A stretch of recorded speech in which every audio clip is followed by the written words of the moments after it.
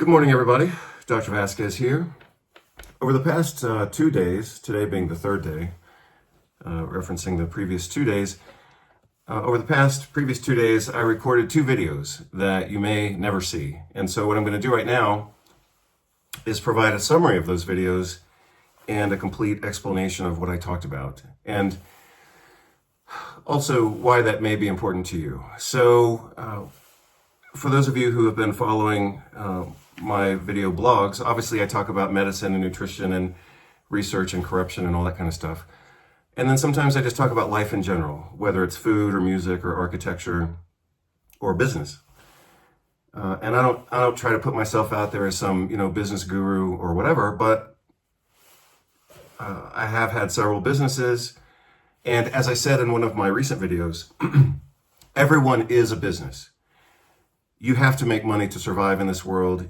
In order to make that money, you have to provide a product or a service.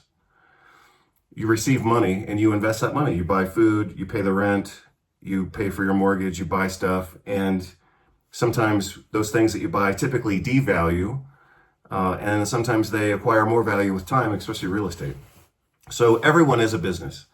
And so when I talk about, things related to business, like I said, I'm not trying to be, Grant Cardone or any of those guys. I wouldn't want to be any of those guys. I'm happy with the life that I have, and yeah, I have to do some business things. Whether that's doing these video courses on whatever topic, or doing other things to make or keep money. I mean, like I said, everybody's a business. I'm a business. You're a business. And in the course of doing business, we have to hire people sometimes. You pretty much always have to hire someone unless you have a really simple structure. But at any level of, advanced structure whatsoever, you have to hire attorneys and you have to hire consultants. And if you're going to live internationally, you have to have attorneys in different countries and all that kind of stuff. You should anyway, because you're going to sign contracts, you're going to buy stuff, you're going to rent houses, and you need to have somebody local who knows the language and who knows the culture and who can, help you out. So anyway, that's my kind of introduction to the whole concept of talking about business-related issues. Plus, related more to health. Health isn't just exercising and eating well and taking vitamins, In order to be, more completely healthy, we have to manage our lives successfully. And that includes, again, managing finances, because you can take all the vitamins you want, you can sleep 8 hours, you can have a good bowel movement every morning, but if you're stressed out because your boss is abusive and you can't leave your job and you're broke all the time and you can't pay the rent and you got people hassling you or abusing you or whatever, all that other external stuff like going to the gym and doing Pilates and, being flexible in your yoga class is going to become less relevant if you're stressed out because of business and finances. So again, I recorded 2 videos, both of them about 1 hour each, the day previous. And then because this drama keeps continuing, I recorded another spontaneous video last night as I was in the process of dealing with someone who I have hired to do a job. And I never knew this guy really well. As I've mentioned before, he succeeded on 2 jobs. He failed on one that wasn't of much importance. And then he completely, as we say in the vernacular, he completely fucked up another job. And that's been an ongoing source of frustration for me. So we have finally come to the end of that road. And that road ended on a bridge, which I have now completely burned. But apparently burning the bridge wasn't enough, because he still wanted to flap his fucking jaw. And so then I had to just call in the airstrike. And that's what I did last night. So as I've said, and I studied this, I studied my own approach, and obviously I've studied other works, but I was rather meticulous in my approach to dealing with this guy, because my intention with him isn't to hurt him or insult him or tell him how dumb he is or call him incompetent, even though I did call him incompetent last night. My intention wasn't to do any of that initially. But when he insisted on acting like a complete ass then yeah, I had to, like I said, I had to call in the airstrike. So let me introduce this topic in the following manner. For those of you who think this is completely irrelevant, and I'm hoping that you don't think it's completely irrelevant, but I realize that some of you may. So eventually I think I'm gonna draw out a few things, maybe. Well, let me just start drawing a few things out, and then I'll see if it's of any use later. But like I said, I'm doing this spontaneously. I still want it to be reasonably, useful and complete. So at this point, I'm going to draw out a few things. Oh, right. So let me start with this. What I wanted to start out with right now, and this is what I started with last night in video number 2, which again, you may never see because I'm trying to provide a summary of that right now. So my question to you is, who in your family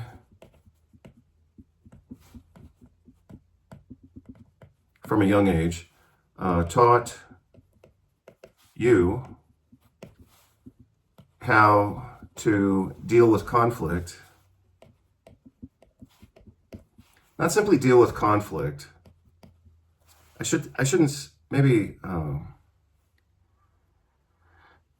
deal with implies a certain attitude or something. Perhaps negotiate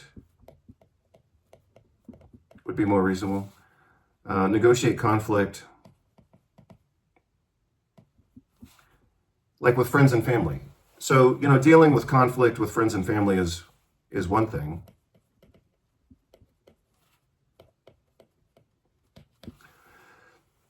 So who in your family taught you how to negotiate conflict with friends and family? And of course, I would want that to qualify with certain criteria, of course, not simply by example, even though examples, of course, are important. But did you learn a specific strategy or technique?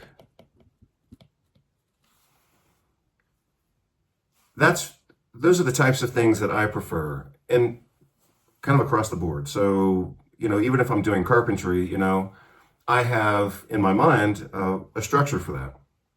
So all carpentry and all construction has at least 3 layers, right? You've got the structural part, you've got the cosmetic part, and then you've got the detailed part. So let's say I'm building a table, and I build the table. The table obviously has to have a structure, but I also have to think about, what is the strength of the structure for whatever the use of that particular piece of furniture might be. So I go from structure to cosmetic, what do I want it to look like, and then to details. How do I want to hyper detail it? So let's say I build a table, which obviously I have done many times, and patios and decks and chairs and whatever else. But let's say I'm building a table.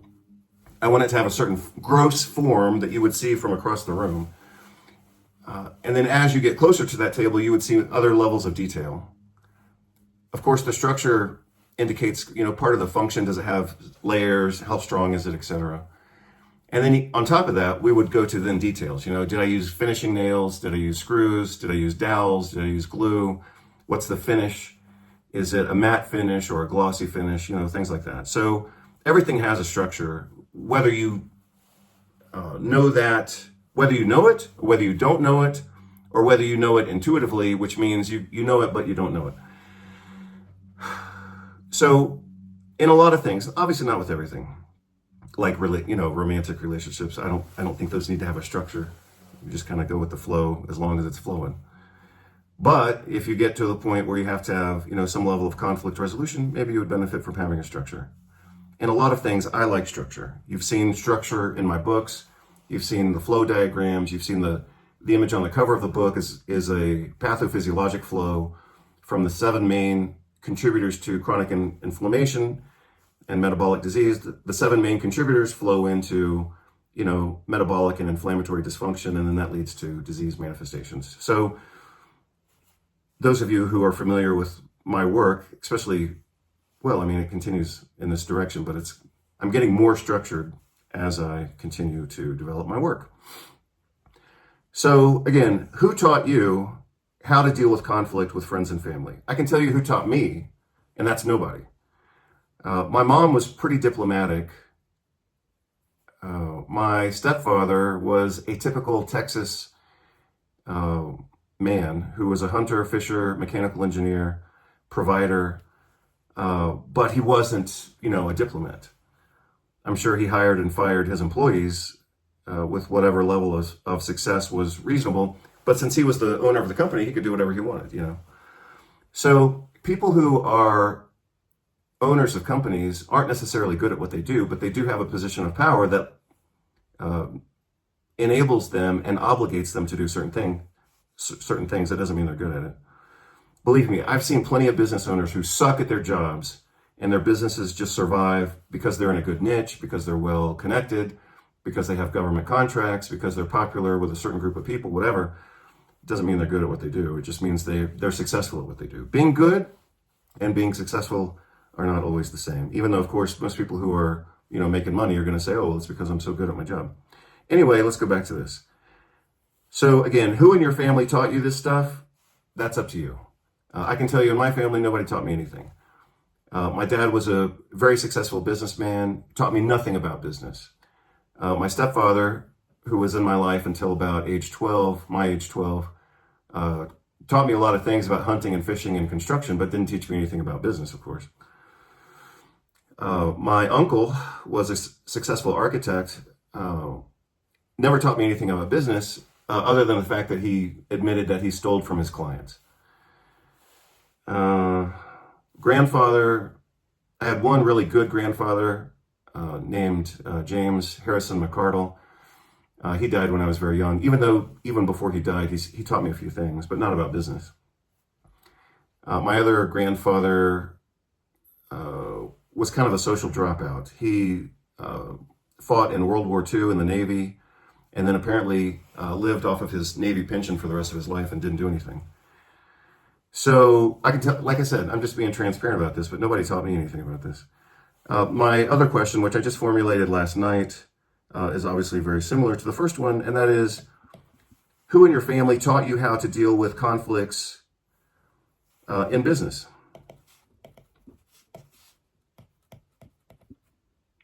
So dealing with conflicts and contracts in business is obviously different. In romantic and family and friendship relationships, you're just going with the flow, but everything is going to be verbal. In business, everything's going to be written down. So a guy can tell you, oh yeah, we provide excellent service, we do this, we're Johnny on the spot, we've got staff and faculty within our law firm or whatever. Go ahead and sign this contract and we'll get going. We'll represent you, we'll be your agent, we're going to be your best friends, we're bros. I mean, you want to know how many times I've heard that? But if it's not in the contract, it doesn't exist. So your bro who tells you that you're going to do X, Y, and Z, if it's not in the contract, bro, then it doesn't exist, bro. And like I've said in other videos, one that I did spontaneously on Miami Beach in 2022, believe me, I've heard people have told me, hey, we're family. We've known each other for 20 years, 30 years, whatever. I knew your father, I knew your mother. You can count on me. You can stay at my house. I've heard all that bullshit. And then they give me a contract that screws me out of big money. So you have to, of course, take contracts very seriously.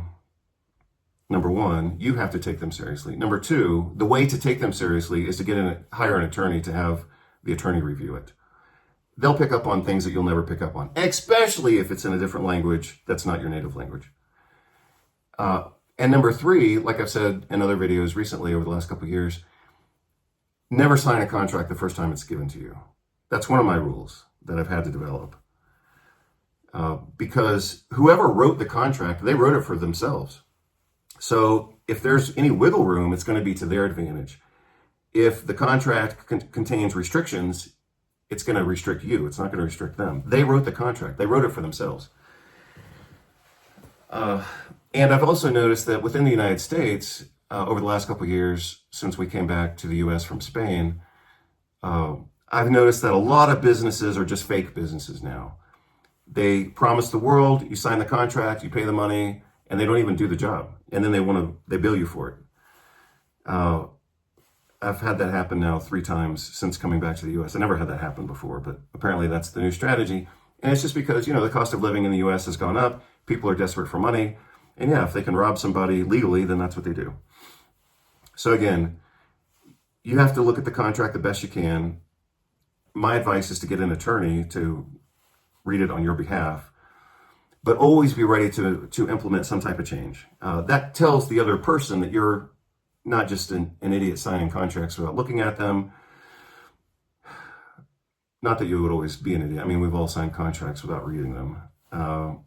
But you look at it, your attorney looks at it, but expect to implement some changes. That's one of the things I've learned. Unless it's a beautiful contract, then you have to say, hey, it looks great, but we have to change something. I need to know that if we agree and I pay you, that I get delivery on these goods, not at your convenience, but within 6 months or 6 weeks, something like that. Like I've said before, a contract is going to be your relationship with that person or your financial future, depending on the nature of the contract, or both. So this is real deal. I mean, this is real life. You have to take care of yourself by committing yourself to something that works for you, not something that works for somebody else. I did sign a contract earlier this year that was a beautiful contract. I'll give you 2 contrasting examples.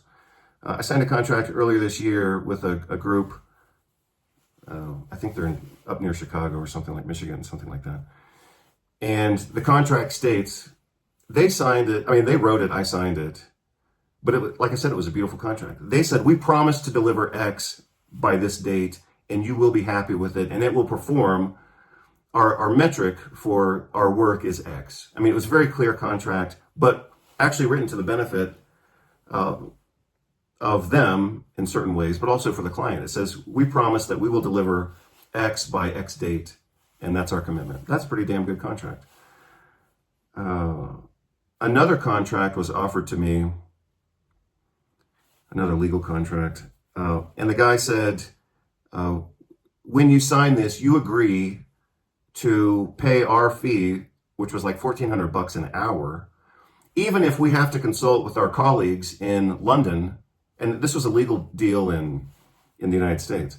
So what the hell do they need to talk with their friends in London for? I'm not paying for that. So if I had signed that contract, then legally I would be bound to pay for this clown to, chat with his friends in London. Hey, how was your weekend? Oh yeah, things are X, Y, and Z. Or hey, I'm going to go to London and I'm going to have lunch with my friend and I'm going to bill somebody for it. I mean, that was just totally stupid. Again, this was a legal contract specific to laws within the United States, but their contract gave them a clause where they could, go or chat with people in London about our deal. And it's just stupid. So obviously I didn't even reply to that. So who in your family taught you how to deal with this stuff? Probably nobody. Or maybe you're lucky. Dealing with friends and family. Who taught you how to deal with business stuff? And I'll add another one here. In your formal education,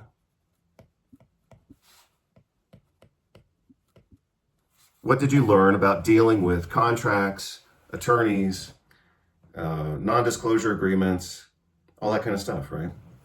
So if you weren't taught from a young age how to negotiate this kind of territory, I'm willing to bet that you are unprepared to deal with some of this stuff, just like I have been for a lot of my life. And it never ends. I don't know. Maybe at this point in my life, I'm actually developing some level of skill at it. But I certainly didn't have any skill earlier in my life.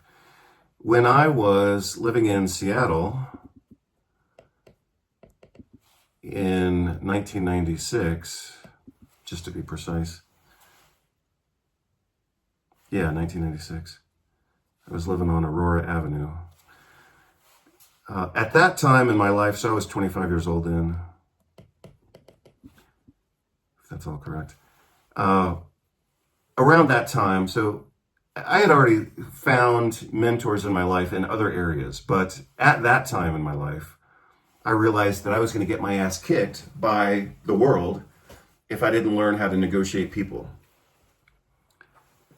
And so at that time, I accessed two works. I think one was an audio cassette for sure, but the other one I think was an audio cassette and a book. One of which was written by Jerry Spence. I don't know if it's Jerry or maybe it's a G. I think it's a G. Jerry Spence, who was an attorney, apparently of some acclaim. And the title of his book was How to Argue and Win Every Time. Again, How to Argue and Win Every Time. Really good book. Gave me some insights. Another audio cassette, which was kind of fun and creative, was called either How to Deal with Difficult People or Dealing with Difficult People. I think it was How to Deal with Difficult People. It was done by two naturopaths, actually, naturopathic physicians, one of whom has been an acquaintance of mine for many years. And as I recall, his name was Nick. We're not like buddies or anything, but I do know him. Nick Kirschner, something like that. I'll look it up and I'll put it in the video. Anyway, How to Deal with Difficult People was very good. How to Argue and Win Every Time was also important. And then, of course, I've obviously accessed quite a bit of psychology and philosophy. And I want to include a little bit of that philosophy in this right now. Because I thought of this, and I still think this is important. Nietzsche, Nitzsche, in his book Zarathustra, and in other works as well, he talks about something that he refers to as the spirit of revenge.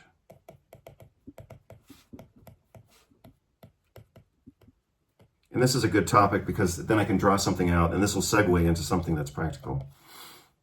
Actually, maybe this is the conclusion, but let's see how it plays out. And you'll see this a little bit also in the Meditations by Marcus Aurelius. You'll see this in mainstream religion as well. All of those paradigms, Nietzsche, Stoicism, so-called Stoicism, like I don't really consider Marcus Aurelius to be a Stoic. I realize that's the popular interpretation of his work. I think that's a complete misinterpretation. But maybe I'll talk about that some other day. So we've got Nietzsche, we've got, what do we have? We have Stoicism, like real Stoicism, and then you've got like the major religions. And all of those paradigms teach against revenge, but they do so for different reasons. I think that religions try to teach against revenge because they're mostly, in my opinion, political tools that are designed to protect the ruling class.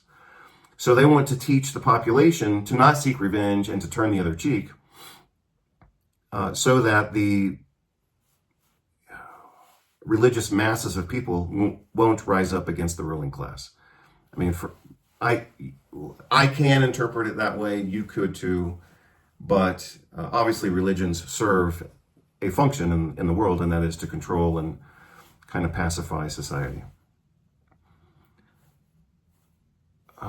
From a Stoic perspective, I think they would say, don't seek revenge because you're just wasting energy and wasting time, and it doesn't really provide any value, so just kind of move on with your life. Oh, and they're all about, not having emotions and all that kind of stuff. That's a big part of popular Stoicism. But from a Nietzschean perspective, he would say this, which I happen to agree with more than the other approaches. Nietzsche would say, anytime, he would say this about pity as well. So Nietzsche was anti-pity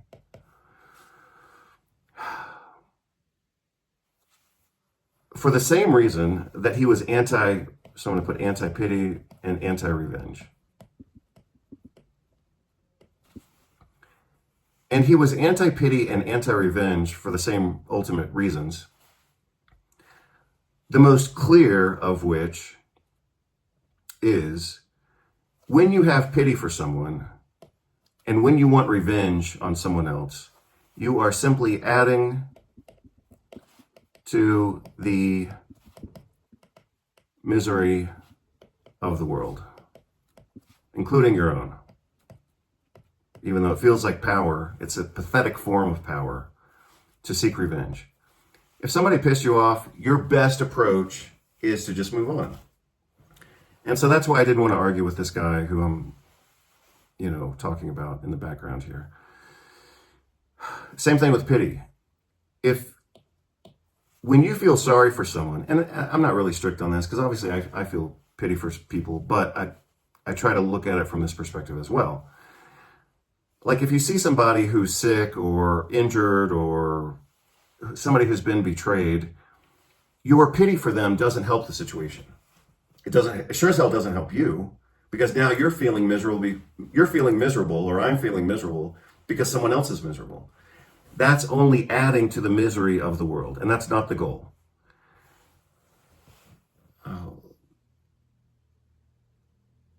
Now, what does matter is what we do with that. So let's say someone's injured, or they've been hit by a car, or they suffered some calamity. I might feel that pity, but the pity itself should not be the stopping point. Do something about it. If you feel pity for someone, then go help them get up, or help them with their hospital bills, or build a school so those poor kids that don't have shoes can at least advance and then maybe get careers later. But pity as an emotion only makes a second person miserable because someone else is miserable. It doesn't do anything. So exchanging pity for some type of action is a lot more reasonable.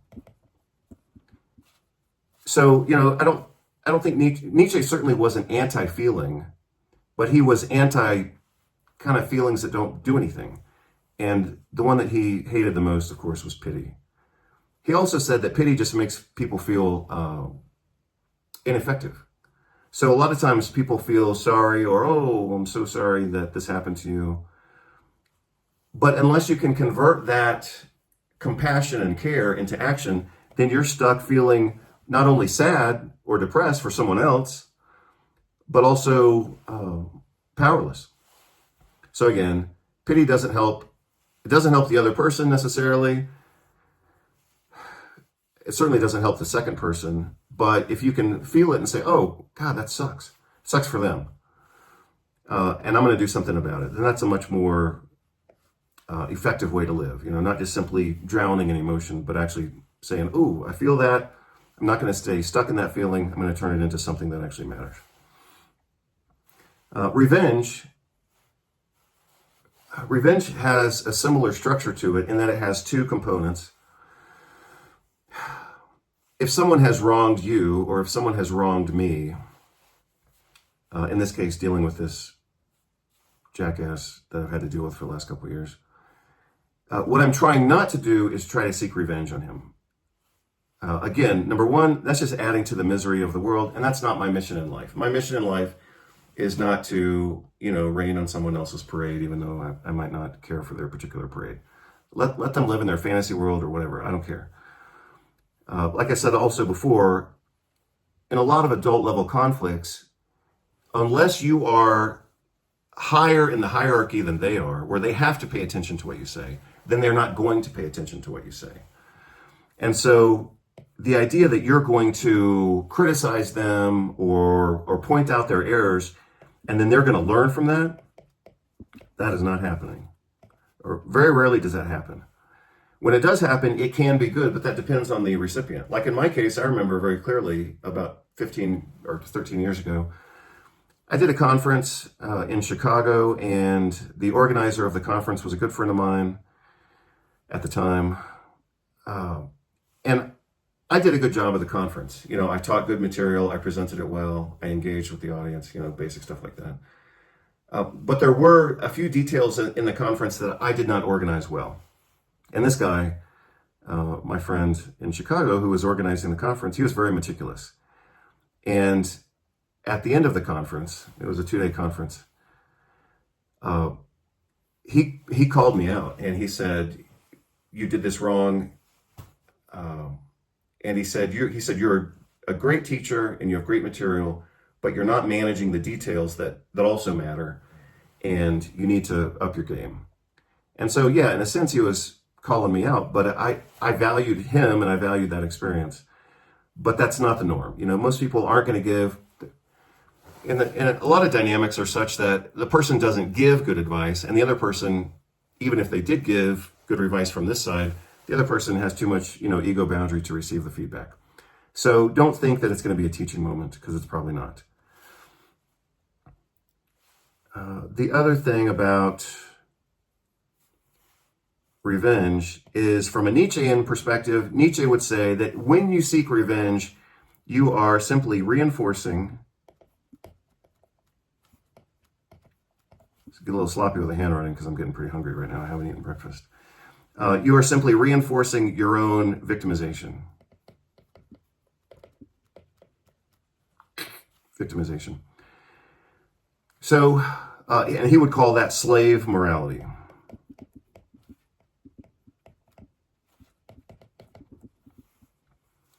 As opposed to master morality.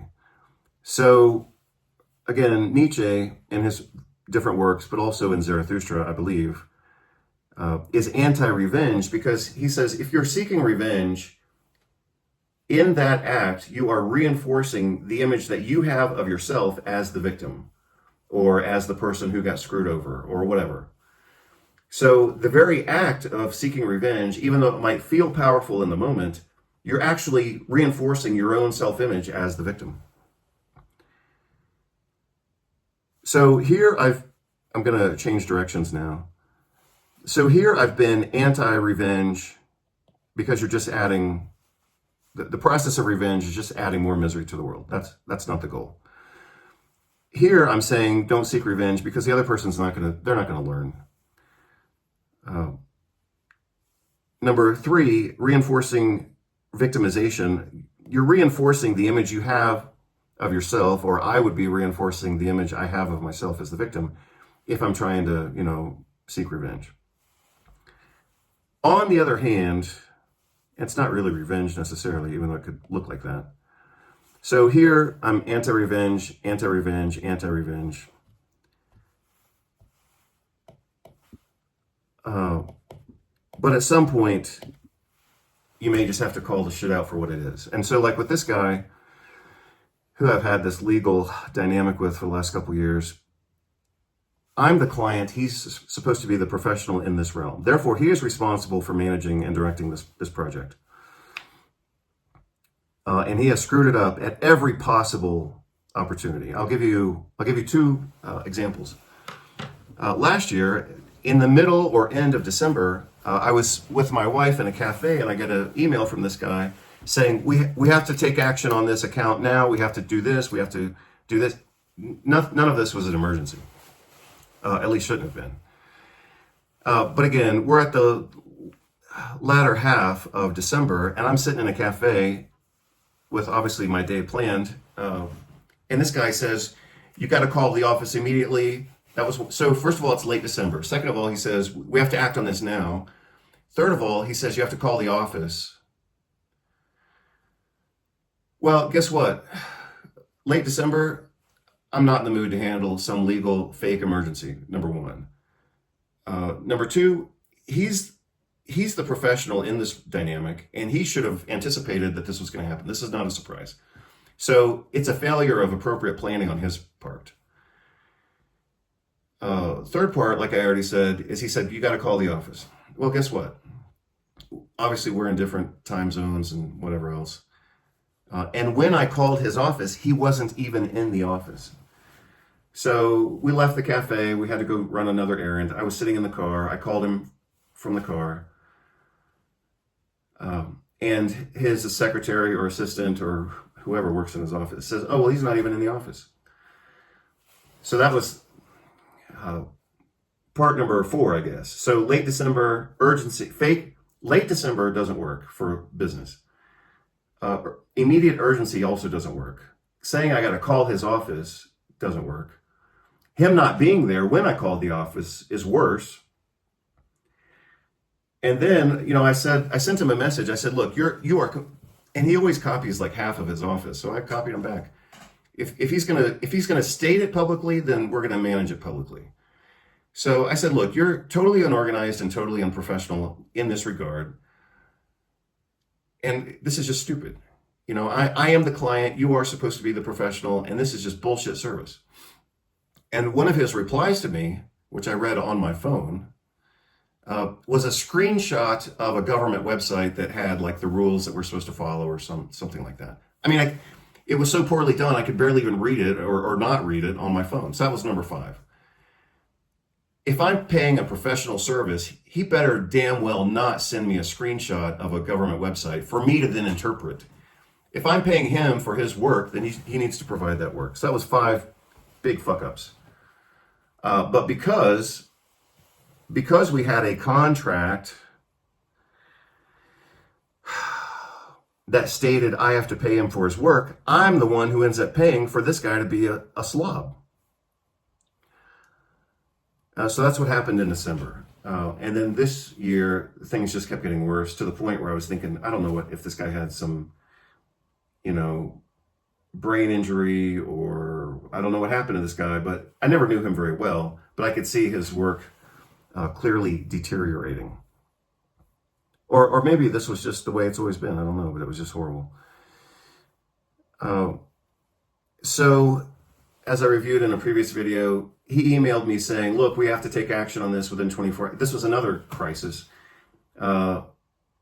which is absurd. So he sends me an email saying, we have to act on this within 24 hours. If we don't hear back from you, we will assume that you're not interested. Well, at that point, I wasn't interested. I was like, I had already found another attorney to take care of this. So I just let it go. Remember what I said before in other videos, but also kind of implied here. The goal is not revenge at any point in time. The goal is freedom and be happy. So I interpreted his email as saying, because he said, we've got 24 hours or we're dead in the water, I was like, fine, let it die a peaceful death. But then he had the gall and the hubris to send me another email day before yesterday, after this thing supposedly had died out. And he said, I'm surprised you let this die out. We were working on this for you.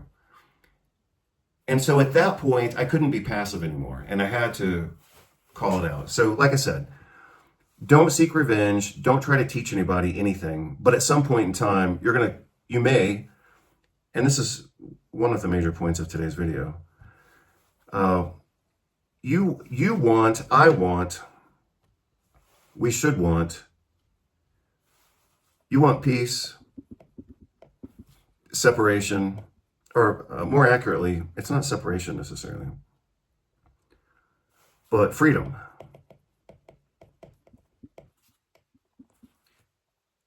I don't want to be tangled up with this guy. I don't want to be kind of gummed up in this sticky emotional residue.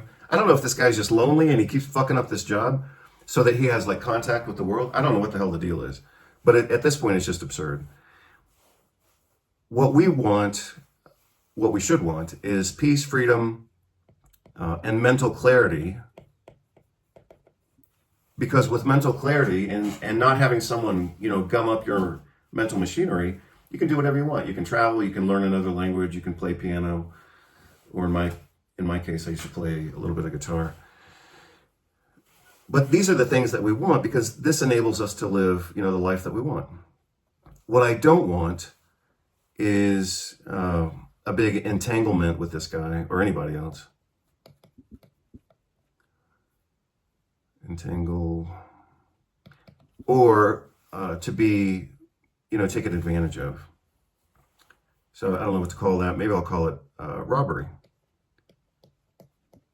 So someone's either robbing your time, or they're robbing your attention, or they're robbing your money, whether that's cash or ideas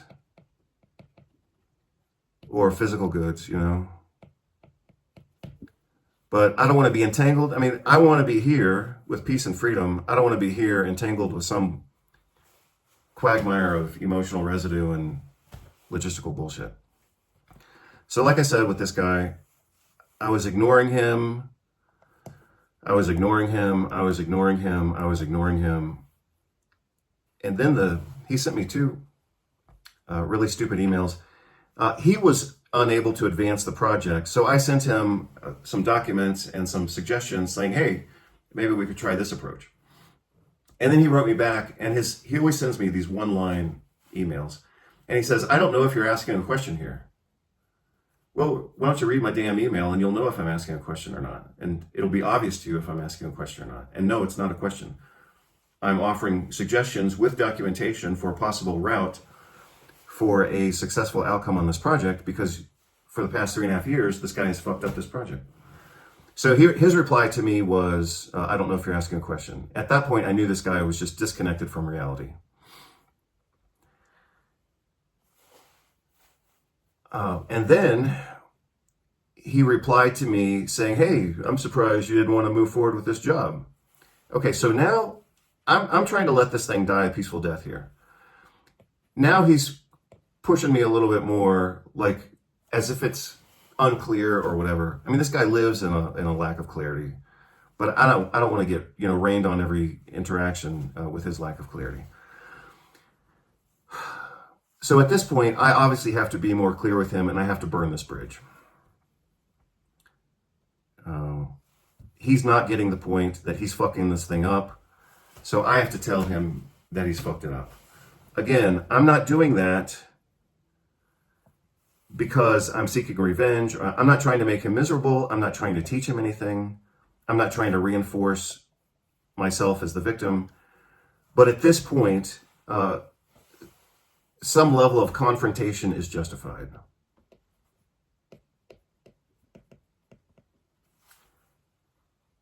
Because I'm clear that I need to separate from him, and I'm also clear that I don't want him to keep billing me. If I don't set a very clear, explicit, written boundary, he's going to say, hey, we're here for you. We've been here for you.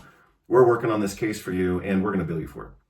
So at this point, even though this thing should have died a clean death, he keeps pushing the issue, ignoring his errors, and then it got even worse.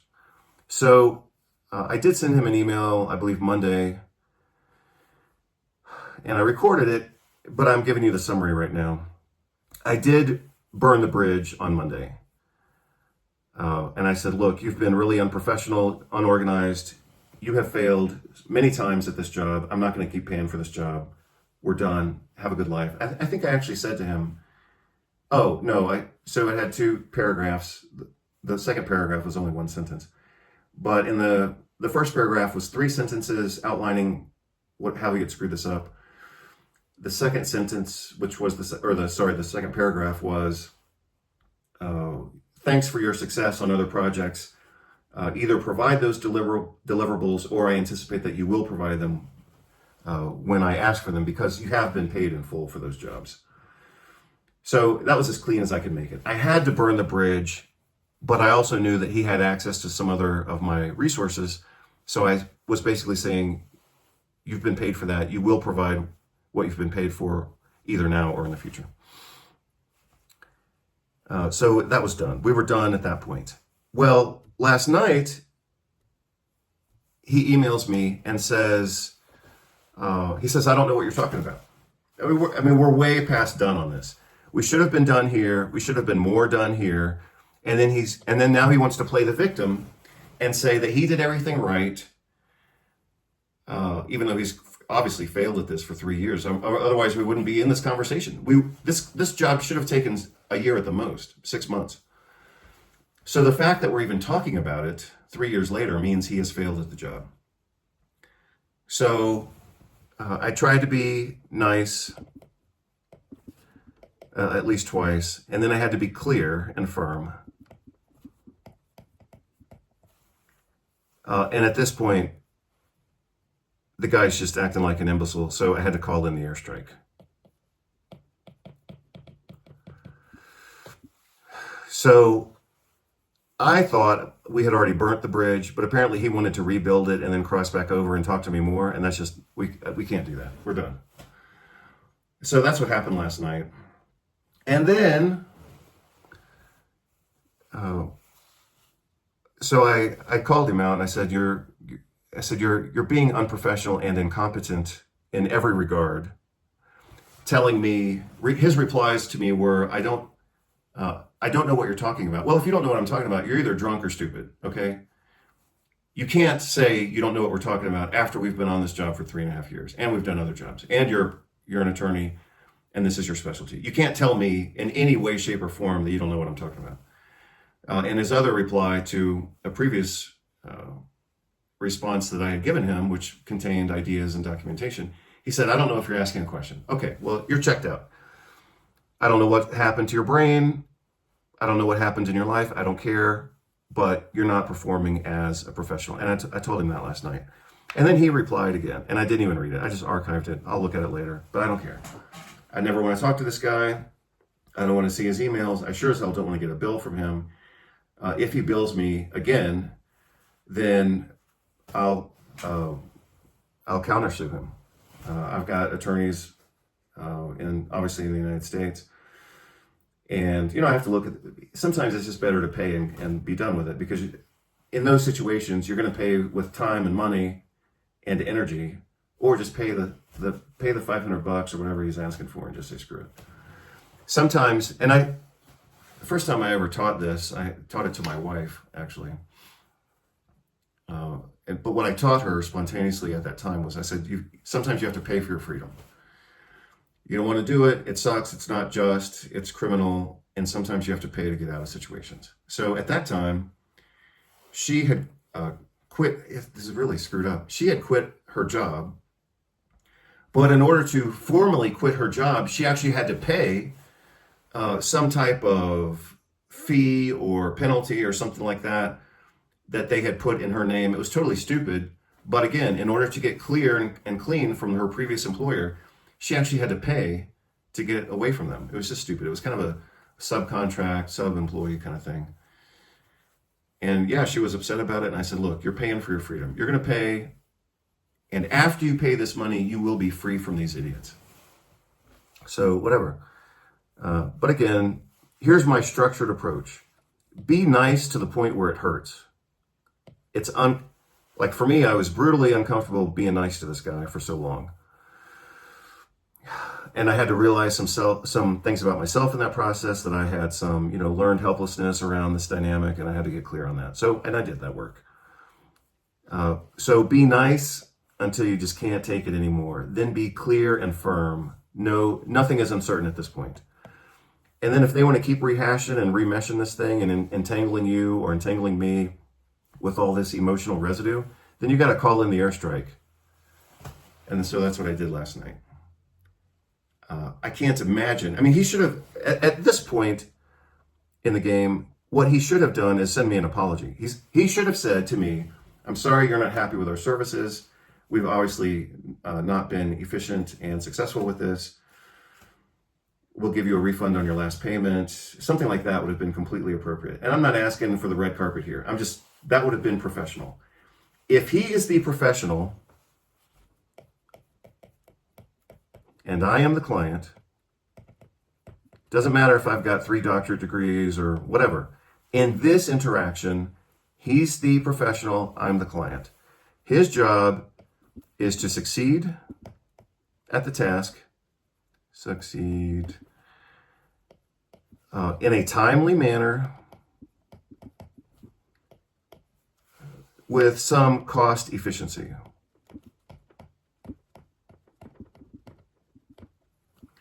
And to communicate that strategy clearly.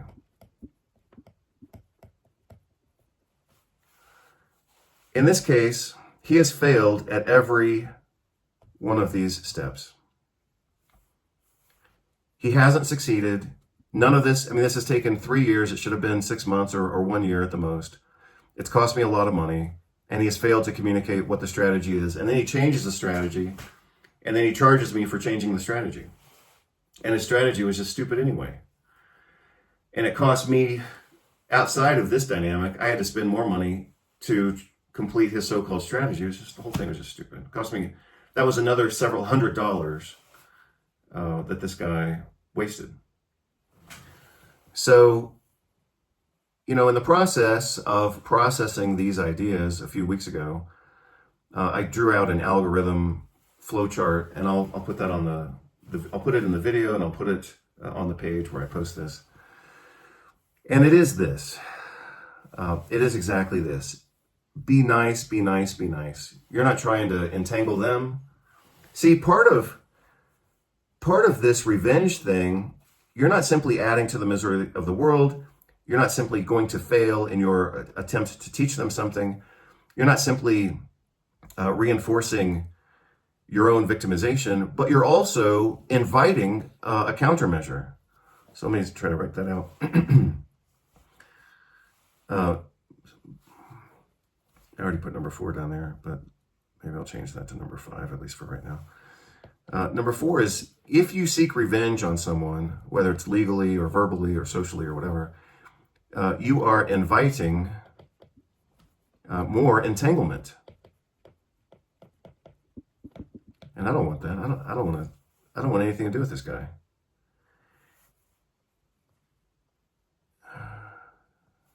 Remember what the goal is. Oh, it's down here. Your goal every day, my goal every day, has to have a foundation of peace, freedom, and clarity. If I countermeasure this guy with his emotional residue, then this thing could just keep going. I mean, I want to be done. I want to be here. I don't want this guy on my radar. So you don't want to jump to countermeasures too quickly, because it's just going to prolong the whole thing. But if the other person won't let go of it, like a pit bull on a bone or whatever, if you burn the bridge, like in this case, I burnt the bridge has been burnt. He's trying to rebuild it. And like I said, I don't know what this guy's problem is. Maybe he's lonely, or he wants to be the victim, or what. I think that's part of it, but whatever. He's trying to rebuild the bridge that it doesn't matter. But that's what he did. And he said, oh, well, it's your fault because you didn't do your part.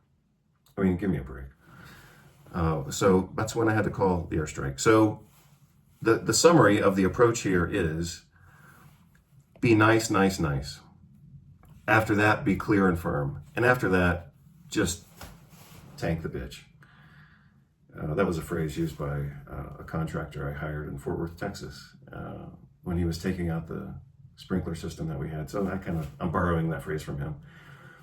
The decision we had to make was whether to take out this defective sprinkler system. And he said, so you want me to just tank the bitch? I was like, yeah, tank the bitch. So anyway, that was it. That's where that came from. So, yeah. So, in closure, we as professionals need to implement a successful strategy in a timely manner that's cost effective and well communicated. In this guy's case, he didn't do any of that. And then he said he somehow turned that into blaming me for his failures. And that's just stupid. So anyway, in the business world, and everyone's a business, you're going to have to deal with this stuff just like I do. And sometimes it sucks. But that's part of being an adult. That's part of being an adult. It's part of doing real business when you have to hire attorneys and consultants and all that kind of stuff. But it's also part of being in the world that we have right now, where a lot of people, they want to be influencers, they want to be famous, they want to make a lot of money, they don't want to do a lot of work. So they do bullshit half-ass work, and then they charge a full fee for it. And then they go hang out at the beach or in a cafe or whatever, and they think of themselves as being successful when they've completely failed. And that's exactly what happened with this guy's unprofessional, ultimately incompetent, ultimately socially imbecilic behavior. So none of us like it, but that's the reality. And virtually none of us learned any of this in our families, neither how to manage friends and family, neither businesses, nor in our formal education. So that's why I spend some time sharing some of these insights with you. And the good thing about my sharing these insights and experiences with you is that you can, on the positive side, you can learn from my experience. And hopefully that'll make your own life easier later.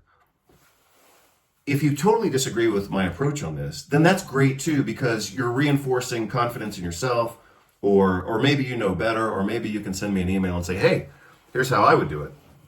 Maybe you have a better approach. But at least I'm modeling an approach for you in case you don't have any approach whatsoever. Or like I said, if you have a better approach, maybe you'll be nice enough to let me know. But that's, I think, the mutual advantage in this.